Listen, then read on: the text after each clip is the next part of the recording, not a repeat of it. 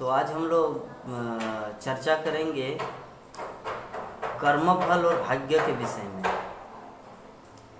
कि एक जीवात्मा जब इस संसार में प्रकट होता है, जन्म ग्रहण करता है, तो उसका कर्मफल किस तरह मतलब मल्टीप्लाइड बढ़ते ही जाता है कर्मफल, और उसका अंतिम परिणति क्या होता है, इस संबंध में विचार विमर्श करेंगे। तो एक उदाहरण के माध्यम से हम लोग समझेंगे कर्मफल क्या है। भगवान श्री कृष्ण इस जगत में डायरेक्ट सीधा किसी के साथ कोई संबंध या किसी के साथ डीलिंग आदान प्रदान नहीं करते।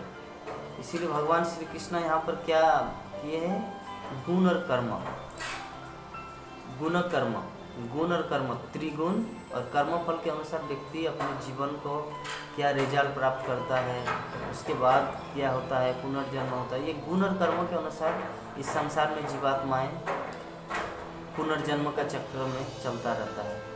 तो इस संबंध में हम लोग डिस्कस करेंगे कि भगवान श्री कृष्ण यहाँ पर डायरेक्ट डीलिंग इसलिए नहीं करते, डायरेक्ट मतलब सीधा आदान प्रदान जीवात्मा के साथ इसलिए नहीं करते क्योंकि यहाँ पे जितने सारे जीवात्माएं हैं इस भौतिक जगत में, जितने सारे जीवात्मा, ये सभी एक जेल में कैदी के समान है। जेल में कैदी के समान है। जैसे किसी जेल में जो कैदी होता है, वो कैदी के साथ डायरेक्ट डीलिंग सरकार नहीं करता, बल्कि वहाँ के जेल का जो प्रतिनिधि होता है, जो नियम होता है, उसी के अनुसार उसको चलना पड़ता है। उसी तरह भगवान श्री कृष्ण डायरेक्ट जीवात्मा के साथ, इस जगत के जीवात्मा के साथ डीलिंग नहीं करता, आदान प्रदान नहीं करता। क्योंकि क्यों नहीं करता, वो तो चाहते हैं ऑल टाइम करने के लिए, सर्वदा वो पूरा उम्मीद लेके बैठे हुए हैं कब ये जीवात्मा मेरी तरफ मुड़ के देखे। लेकिन जीवात्मा खुद अपनी स्वतंत्रता का दुरुपयोग करके, खुद अपनी इच्छा अनुसार मन मर्जी वो भगवान की भक्ति करना ही नहीं चाहता, भगवान से कुछ आदान प्रदान करना ही नहीं चाहता। भगवान तो साधारण रूप से बोलते हैं कि पत्रम पुष्पम फलम तयम, जो कुछ खाते हो फूल अर्पण कर, फूल थोड़ा अर्पण करो, पत्ता, जल, ये तो हर कोई भी इसे सुविधापूर्वक दे सकता है, लेकिन वो भी नहीं करता जीवात्मा। तब क्या करे भगवान उसको, तो वो तो बाय फोर्स नहीं करेंगे ना, किसी को फोर्स करके तो नहीं करवाएंगे आपको मेरी भक्ति करना ही पड़ेगा, ऐसा नहीं। तब तो स्वतंत्रता का कोई प्रश्न ही नहीं आता। इसीलिए भगवान श्री कृष्ण किसी के साथ सीधा आदान प्रदान नहीं करते इस जगत में जीवात्मा के साथ। तो ये जो गुण कर्म, जो कर्मफल है, ये बहुत ही भयंकर है इस संसार में। इसलिए प्रभुपाद बोले कि कर्म जो हमारा है बहुत ही सोच समझ के करना चाहिए, क्या करना चाहिए क्या नहीं करना चाहिए, क्योंकि इसका रिएक्शन बहुत ही भयंकर होता है। उदाहरण के रूप में कर्मफल का अर्थ है एक बीज के समान, एक बीज है। समझिए आपने आज कुछ गलत किया या कुछ भी किया, एक कर्मफल जो एक बीज की तरह है। तो इस एक बीज को अगर आप जमीन पे बो देते हैं या जमीन पे छोड़ देते हैं, तो पानी के संस्पर्श में या वातावरण, वायुमंडल, जो अनुकूल परिस्थिति जिसके कारण वो एक पेड़ का रूप धारण करेगा, वो वृक्ष, वो सीड, वो बीज एक वृक्ष के रूप में परिणत होगा। वो वृक्ष के अंदर, पेड़ के अंदर वो अनेक सारे पत्तियाँ, तना, फल फूल आएंगे। तो फल के अंदर और बीज है, उस बीज के अंदर एक पेड़ है, उस पेड़ के अंदर अनेक सारे फल हैं, उस फल के अंदर अनेक सारे बीज हैं, उस बीज के अंदर पेड़ है, उस पेड़ के अंदर अनेक सारे फल है, उस फल के अंदर बीज है, उस बीज के अंदर अनेक सारे फल है। तो ये जो हमारा जो कर्म फल है, जो अगर हम लोग कुछ गलत करते हैं तो मल्टीप्लाइड बड़ा मतलब ऐसे मतलब कि बढ़ता ही जाता है, और ये कर्मफल बढ़ता ही जाता है। और आपको रिएक्शन में इस संसार में बारंबार इस कर्मफल के चक्र में बारंबार आवृत्त होना पड़ता है, पुनर्जन्म का चक्र लगा रहता है। तो इससे छुटकारा पाने का एकमात्र उपाय भगवान श्री कृष्ण हम लोग को भगवत गीता में बोल दिए है कि अगर आप सच में इस पुनर्जन्म के चक्र से, इस कर्मफल के चक्र से आप छूटना चाहेंगे तो आपको मेरी भक्ति करना है। आपको मेरी भक्ति कैसे करना है?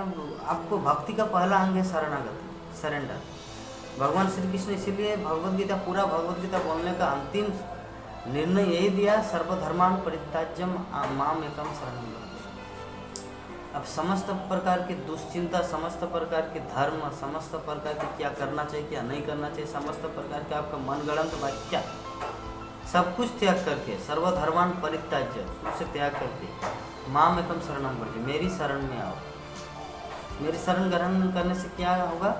अहम ताम सर्व पापेभ्यो, मैं आपके समस्त पापों को, ये जो पाप का जो कर्मफल है, कर्मफल का जो बीज, एक बीज से पेड़, पेड़ से फल, फल से और बीज, बीज से और पेड़ से बीज और फल, ये जो कर्मफल का चक्र जो बढ़ता जाता, जो जीवात्मा संसार में पूरी तरह से टाइट होकर बंध जाता है, तो भगवान श्री कृष्ण क्या बोलता है कि अहम ताम सर्व पापेभ्यो, मैं समस्त पापों से, समस्त कर्मफलों से मोक्षोऽस्मि मां शुच, मैं आपको उससे मुक्त कराऊंगा, आप चिंता मत करो। मां शुच, आप चिंता मत करो। तो कितनी सारी सुविधाएं हैं, लेकिन इस चीज़ की समझने की आवश्यकता है, इस चीज़ को जानने की आवश्यकता है। अगर हम लोग इसको ना जान के अगर मृत्यु को प्राप्त होते हैं तो हमें पुनः इस संसार में भ्रमण करना पड़ेगा। इसीलिए प्रभुपाद बारंबार बोलते हैं कि जो भी करना है सोच समझ के करना चाहिए।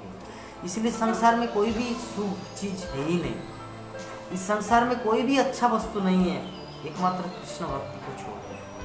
इसलिए प्रभुपाद बारंबार अपना दैन्य, अपना सब कुछ बता रहे हैं, है ना। क्योंकि श्रीमद् भगवत गीता में बताया गया कि नहीं ज्ञानेन सदृशम पवित्रम इह विद्यते, इस संसार में ज्ञान के अतिरिक्त कोई अच्छा वस्तु है ही नहीं। नहीं ज्ञानेन सदृशम, ज्ञान के जैसा, कंपेयर टू नॉलेज, नहीं ज्ञानेन सदृशम पवित्रम यह विद्यते, पवित्र, इस पवित्र मीन्स अच्छा, गुड, प्योर, पवित्र, नहीं ज्ञानेन सदृशम पवित्रम यह विद्यते, मतलब कि संसार में ज्ञान के अतिरिक्त कोई अच्छा चीज़ है नहीं। तो ये ज्ञान क्या है? ये भगवत गीता का ज्ञान, हमारे आत्मा का ज्ञान, भगवान के साथ हमारे संपर्क का ज्ञान। तो ये संपर्क ज्ञान हमारा जरूरी है, क्योंकि अगर हम लोग ये संपर्क को नहीं जानेंगे, भगवान के साथ हमारा रिश्ता क्या है, तो हम लोग को पुनः इस भवत कूप में, इस भव संसार में बारंबार आना पड़ेगा और दुख कष्ट भोगना पड़ेगा। और ऐसा नहीं कि मान लीजिए अभी बहुत गलत कर्म कर लिया और अगले बार भी हमें इस भारतवर्ष में जन्म मिलेगा मनुष्य के रूप में, नहीं। गलत हो गया तो प्रकृति आपको जैसा, जिस तरह का चेतना होकर आप मरेंगे उसी तरह का आपको शरीर भोगना मतलब देंगे प्रकृति। मान लीजिए आप इस जीवन में इतना गलत किया, प्रभुपाद बारंबार गलत कर्म, बुरा कर्म करने के लिए मना करते। कहने का मतलब क्या है? कहने का अर्थ, मान लीजिए आप बुरा कर्म कर रहे हैं, आप पूरा मांस खा रहे हैं, आप बारंबार रोज मांस खा रहे हैं, मीट मछली खा रहे हैं, तो आपका चेतना किस तरह बनेगा? मृत्यु के समय आपकी चिंता क्या होगा? रक्त खाने का जो पूरा जीवन भर जो आप प्रैक्टिस किए हैं मांस खाने का, तो आपका चेतना बन जाएगा एक बाघ की तरह। तो मृत्यु के समय आपकी गति क्या है? चिंता क्या होगी? जम जम वापिस स्मरणम भावम तज्जतम ते कलवनम, जिस तरह का चिंतन करके शरीर त्याग करता है व्यक्ति, उसको उस तरह का शरीर प्राप्त होगा। ये भगवत गीता में बोले हैं। तो मान लीजिए आप पूरा जीवन भर मीट मछली खाए हैं, तो मृत्यु के समय आपका चिंता होगा मांस का, मीट मछली का, तो आपको शरीर क्या दिया जाएगा? बाघ। अगले जीवन में आप एक बाघ बन जाएंगे। और बाघ बनेंगे मतलब क्या है? बाघ बनेंगे, सिंह बनेंगे मतलब आप पशु कैटेगरी में आ गए। और उस पशु से मनुष्य जीवन कब आपको मिलेगा? सच में ये बहुत बड़ा डिफिकल्ट है। शास्त्र बोलते कि मनुष्य जीवन पाना एक बहुत ही लब्धा सुदुर्लभम बहुत संभवंते, कि अनेक अनेक प्रयासों के बाद जब भगवान आए तो कुछ कृपा करते किसी जीवात्मा को, तब वो मनुष्य शरीर में आता है। तो हम लोग को कितना सुंदर सुयोग प्राप्त हुआ है। तो इसको अगर ऐसे ही गंवा देंगे, सच में एक बहुत भयंकर परिस्थिति में हम लोग भविष्य में जाके गिरेंगे। इसलिए सर्वदा इस चीज़ का चिंतन करना है कि कहीं ऐसा ना हो कि जीवन जो हमारा ये जो परीक्षा स्थल, इसको मतलब च्युत हो जाए और हम लोग को पुनर्जन्म के चक्र में 84 लाख जोनी के जो 80 लाख पेड़ पौधा पशु पक्षी कीट पतंग इसमें जाना पड़ा। ये 4 लाख मनुष्य जीवनी में या एटलीस्ट हम लोग को भगवान कृष्ण की कथा सुनने का कान, देखने की लीला, अंडरस्टैंडिंग, समझने का शक्ति, भगवान सब कुछ क्षमता दिए है भगवान को जानने का। जन्म कर्म क्षमे दीपम एवं जो व्यक्ति तत्ता देहम पुनर्जन्म नेति मामिति सर्जुन। अगर हम लोग इस भगवान की लीला कथाओं को जानेंगे तो हम लोग इस भव चक्र को छोड़ के भगवान के धाम को जाएंगे। इस सुजोग जो है, इस सुजोग को नहीं खोना चाहिए। इसलिए प्रभुपाद बारंबार बोलते हैं, इस संसार में अगर कोई कल्याण कार्य है, परोपकार है, वो कृष्ण भक्ति का प्रचार। कृष्ण भक्ति खुद समझिए, कृष्ण भक्ति को अपने जीवन में लीजिए और दूसरों के सामने कृष्ण भक्ति के बारे में बताइए। क्योंकि कृष्ण भक्ति एक ऐसा पथ है जो व्यक्ति को उस भव संसार से छुटकारा देगा। नहीं तो बहुत बड़ा भयंकर परिस्थिति है हमारे आने वाला फ्यूचर में।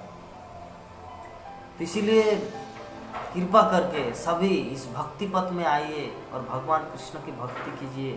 भगवत गीता को पढ़िए, भगवत गीता को समझिए और उसके अनुसार अपने जीवन को चलायमान कीजिए। और श्री कृष्ण के प्रति पूर्ण शरणागत होके अपने कर्मफल समस्त चीज़ को त्याग करके उनकी भक्ति में लग जाइए। भगवान श्री कृष्ण आपको समस्त पापों से उद्धार करेंगे और वो आपको अपने चरणों में स्थान देकर आपको भगवान के धाम, भगवत धाम, गोलोक वृंदावन ले जाएंगे। इसीलिए सभी भक्ति पथ में आइए। हरे कृष्ण।